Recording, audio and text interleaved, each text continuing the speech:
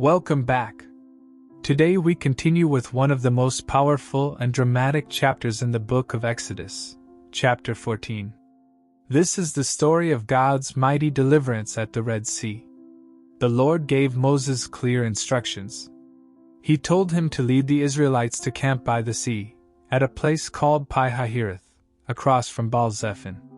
God explained that Pharaoh would think the Israelites were trapped in the wilderness, and this would cause him to chase after them.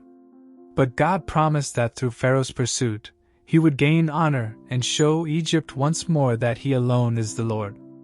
Meanwhile, back in Egypt, Pharaoh and his officials began to regret letting Israel go. They said, "Why did we let them leave? Who will serve us now?" So Pharaoh prepared his army. He took his best 600 chariots, along with all the other chariots of Egypt, his horsemen, and his soldiers, and he set out to chase Israel. The Israelites, though they had left boldly, soon saw the mighty Egyptian army closing in on them. They were terrified. Trapped between Pharaoh's army and the Red Sea, they cried out to the Lord, and in despair they turned to Moses.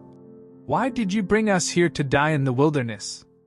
Weren't there enough graves in Egypt? We told you to leave us alone. It would have been better to serve the Egyptians than to die here." But Moses spoke words of faith and courage. He told the people, "Do not be afraid. Stand still and see the salvation of the Lord, which he will accomplish for you today. The Egyptians you see today, you will never see again. The Lord will fight for you, and you only need to be still." Then God spoke to Moses. "Why are you crying to me? Tell the people to move forward. Lift up your staff, stretch out your hand over the sea, and divide it, so the Israelites can go through on dry ground."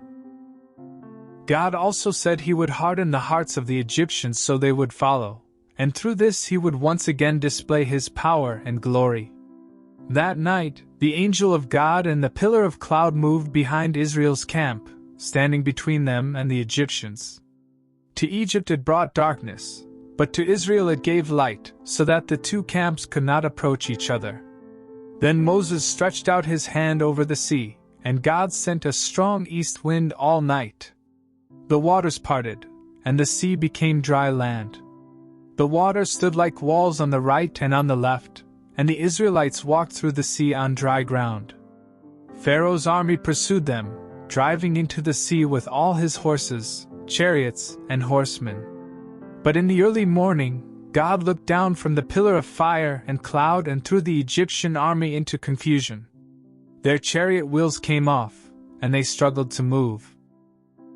Fear came over them, and they cried, "Let us flee, for the Lord fights for Israel against Egypt."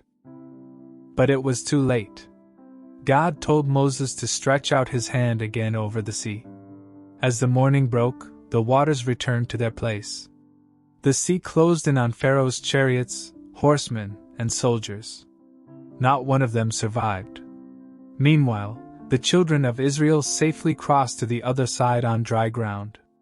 When the waters returned, they looked back and saw the Egyptians dead along the seashore. That day, the Lord saved Israel from the hand of Pharaoh and his army. The people were in awe. They saw the great power God displayed, and they feared the Lord. They believed in him, and they also believed in his servant Moses. In Exodus 14 reminds us that God is faithful to fight for his people. When the Israelites faced an impossible situation, God made a way through the sea.